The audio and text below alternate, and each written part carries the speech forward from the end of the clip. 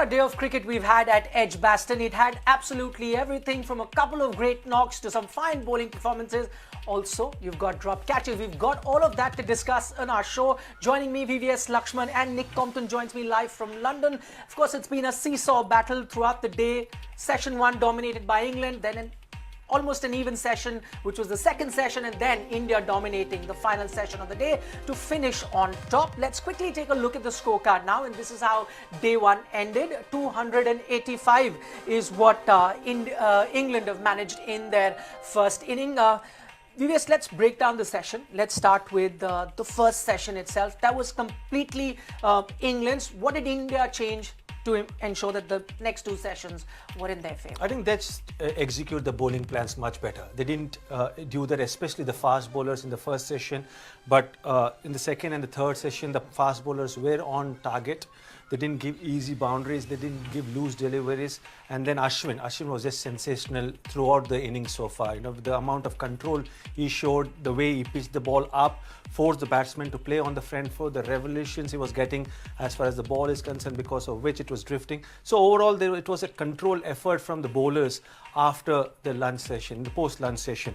But having said that, there's some important key moments in test matches, and whichever team wins that key moments invariably gets themselves into a favorable position and may go on to win the test match. Can be the turning points in test match, and that was Joe Root's run out. You know, on 80, everyone knew that he was batting well. He was looking to convert his half century into a century, but that run out he himself called, and that may be the turning point in this test match. Okay, let's break down those sessions, give our viewers an idea of what we're talking about. Contrasting sessions, as we've been saying. Session 1, 83 runs was scored, only 1 wicket is what India managed, and then you had 80 runs, 2 wickets, which is why we were saying it was quite an even session, that session 2. Session 3, that is where it was India that dominated. 122 runs, of course the most by England throughout the day, but 6 wickets. Now that's really important for India. India picking up those very crucial 6 wickets. Okay, Nick with us. Nick, you know, from the position that England were at the moment, they'd be kicking themselves from being where they were to where they've ended on day 1. Yeah, I think more than kicking themselves, I think they've lost a real opportunity to take control not only of this first test, but potentially of the series in many ways, because we know how important momentum is in big series like this, and particularly for a test team that haven't quite found their straps over the last few years. I thought this was a real opportunity for Joe Root not only to get a big 100 that had been asked of him, but for England to get that 400, 450 total and put India under pressure. So a lax in concentration, a run that probably wasn't needed, a little bit of brilliance from Virat Kohli, but we know what he can produce. So yes, very disappointing. And you know, in many ways, you almost felt some of the batsmen that came in after the Joe Root run out just needed to settle things down a little bit, just try and slow the run of play, start building those foundations again. But it seems like they've almost stayed in one-day mode and they've kind of kept going.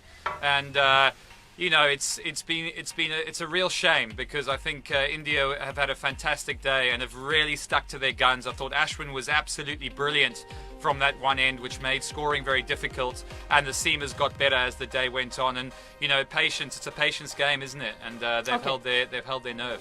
Okay, interesting point he makes. They were in one-day mode. You know, you suspect that can happen. You're moving in from the limited over format and into Test cricket, and you need to guard against that. Not if you're Joe Root, but the rest of them have to. It didn't seem like that. You know, yeah, Nick may have his opinion, but I felt that Bairstow and Joe Root were having a very good partnership. They were playing on the merit of the ball, and majority of the England players are stroke players. Okay. You know, but it can happen. The biggest blow was the run out, which was unnecessary, and then Bairstow got out immediately, and then the big wicket of Buttler. It can happen. It's not that, you know, Buttler is an excellent batsman. Any batsman can get out early. You don't really talk a lot about that dismissal. But Ben Stokes, you know, he's feeling the heat, especially when he's playing Ashwin, and not for the first time he's getting out in that fashion. It was a soft dismissal, but I don't think it was in a one-day mode. It's just about doubting their abilities, and that's what India will be really pleased at the end of day 1, because it was a placid batting wicket. There was nothing for the fast bowlers. There was no swing on offer. The ball was also not reversing even after it became old. There was no turn except for the pre-lunch session. But still, India as a bowling unit were on top and put pressure on the English batting lineup. So that's the biggest dilemma England will be going forward, is what their batting lineup against this Indian bowling lineup. Because this Indian bowling lineup have got good fast bowlers, they've got experience of Ashwin, and who knows if Kuldeep plays, I mean, they're going to face a handful of quality bowlers. Okay, that discussion, of course, is for the next test if Kuldeep plays. But taking on from what Nick says, England missed a great opportunity to get that 450 on the board. I was listening to Nasir Hussain on commentary. He says that you can get 350 in the first innings against most team and feel comfortable, not against this Indian team. You need 500 odd. You think he summed it up really well? Yeah, and the reason Nasir Hussain or anyone who understands the game talks that because of the depth and the quality of this Indian batting lineup.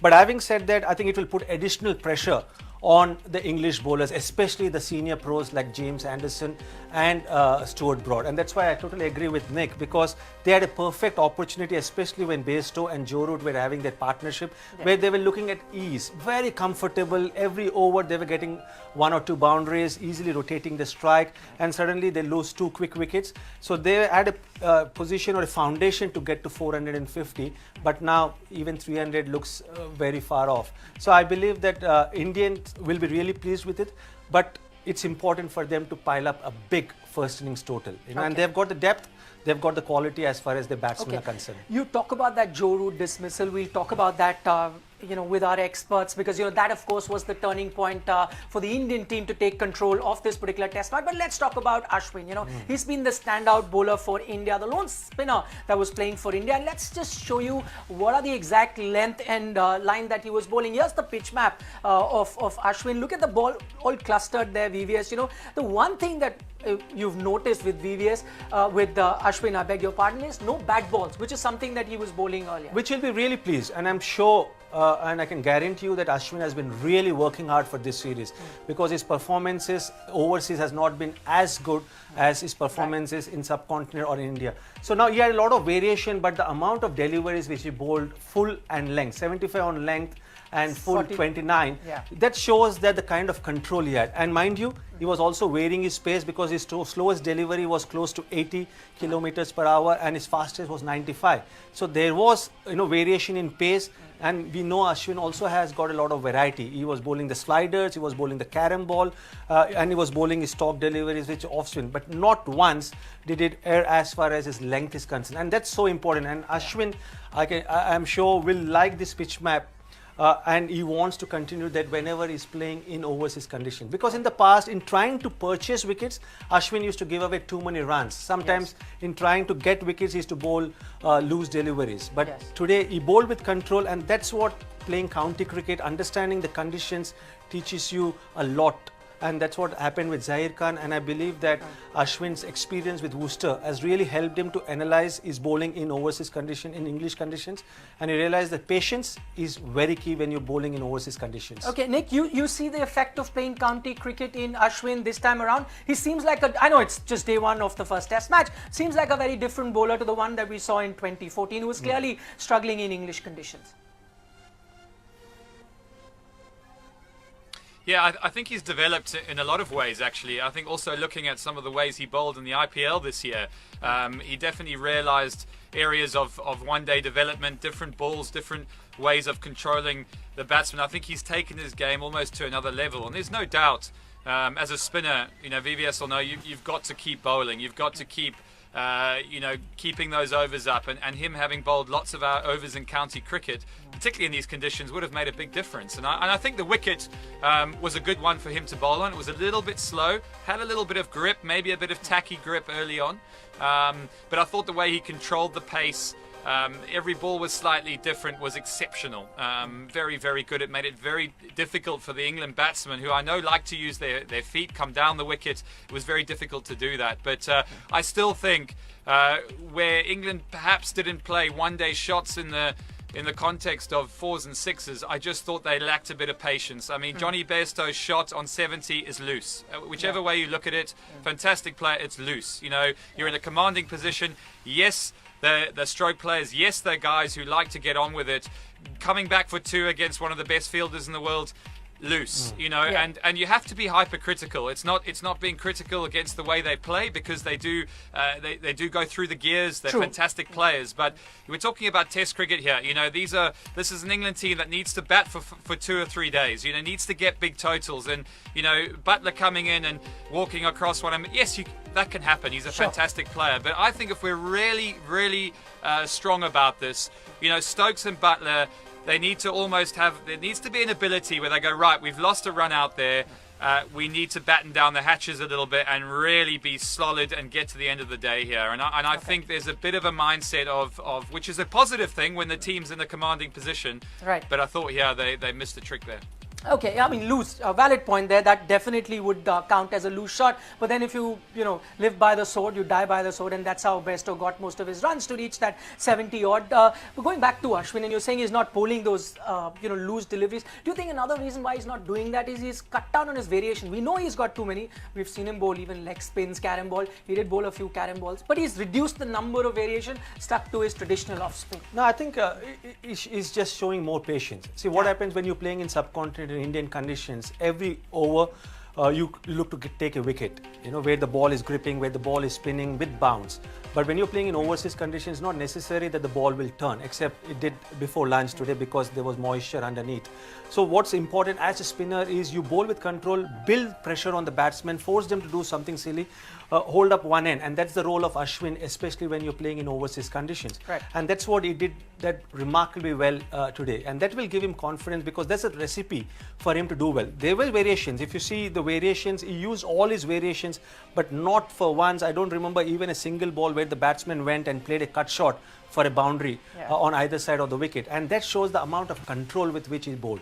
And I think that's very important when you're a spinner. You still bowl to take wickets, but you don't become greedy. You don't look to purchase wickets. You bowl with patience, stick to your game plan, and force the batsman to have error in their thinking or in the game plan. Okay, we'll move away from our Ashwin now, and let's talk about that one crucial moment on day one of this Edgbaston Test match, and that was Joe Root getting run out. He was looking really good. They had a great partnership going between Root and Bairstow, and then the game turns around after that run out. But here's a look at Joe Root's conversion rate. This is something that we spoke about even in our tea session, and we showed you how he hasn't really converted his 50s into 100s, and that graphic there proves exactly that. Look at his conversion rate. We've got probably arguably the 5 best batsmen in world cricket at the moment: Joe Root, Steve Smith, Virat Kohli, David Warner, and Kane Williamson, and he's got the worst conversion rate out of the lot, just at 17%. So these are the times that he reaches 50 but fails to convert it into hundreds. He's not been able to do that. In fact, he's reached 24 50s but just have got 500s. Whereas if you look at the rest of them, in Steve Smith, Virat Kohli, David Warner, Kane Williamson, their conversion rate is absolutely fantastic. Virat Kohli right on top there with a conversion rate of 71.42. Okay, Nick, I'll start with you on this particular discussion. And remember, we spoke about this jinx of Root not being able to convert his 50 into 100. Many would say that a run out may not count because he's really not made a mistake as a batsman. But then you could also look at it this way: he may have been under pressure. This sometimes plays in the mind, that conversion rate, and which is why he wanted to get that second run. Do you think it's all played out that way, that pressure to convert those 50s into 100, which led to that run out? I think it is a pressure. I think it's on his mind. I mean, let's not remember that he's getting to 50. He's averaging 50 in Test cricket. And it's very easy to criticise a guy who's still relatively young but has an extraordinary ability to get in and get a score as it is. I think most of us as batsmen would take that in the first instance. I think because we have such high hopes for him, because he's such a fantastic player, we expect him to go on and make these big hundreds, and it's definitely something that I know is on his mind. Looking at that too, in many ways it's positive cricket. They run hard. I think it's an attribute of his batting that we love to watch. Virat Kohli is very similar, runs those 1s and 2s very hard, but a little moment in concentration. Was it necessary? An extra single at that stage of the game? Probably not. I'd rather have seen Joe just get the single, tick over, get himself 120 not out at the end of the night, and we move on. And I think it's a strength, but it's something that's cost England quite dearly there. A fantastic bit of fielding, it has to be said. I mean, let's be honest, it was a brilliant piece of athleticism and caught Joe Root off guard. Okay, Nick sums it up really well. At least Joe Root, we can keep talking about the conversion rate, but at least he gets to those 50s. Looking at the scorecard, only 2 of them managed to do that, and Joe Root, of course, is one of them. He talks about brilliant bit of fielding, you know, that pick up and that throw, great from Virat Kohli. But I'm going to talk about R. Ashwin there, who let the ball go. Smart thinking there. And he's standing in front of the wicket. Great judgment to know that it's hitting the stump. He's learning from the great MS Dhoni. Yeah, correct. Just have a clear idea where the wickets are, you know, and that's something which the bowlers or the keepers are mindful now. You know, they stand in an angle where they know that if they leave the ball is going to hit the stumps. You know, but having said that, just on Joe Root, that was also the difference when England toured India in 2016, because in all the innings Joe Root got half century, but he was not able to convert that into a big score, whereas Virat Kohli converted those half centuries into hundreds, into double hundreds. And this is the difference between a team posting a 300 or 350 and a team posting a 450 or a 500. Right. And that's something which Joe Root has to remember, because if you see this England batting lineup, they overly depend on Root, to some extent Bairstow and Alistair Cook. So once you're set, it's important to convert that. And in the last 20 innings, he didn't have a single century. So as a batsman, you wouldn't think too much about that. When you're out in the middle, you think and enjoy the process. But he has to convert this, because when you've crossed half century, you're in control of the game. You can maneuver the field, you can rotate the strike, you can hit the boundaries, and you're in total control. So today again was a soft dismissal, mental error, and he gifted away the wicket to the opposition. Okay, Nick, you spoke about that amazing pick up and throw by Virat Kohli. I'm sure you must have seen the way he celebrated the wicket as well. Clearly that mic drop celebration hasn't gone down too well with Virat Kohli. He didn't seem too pleased.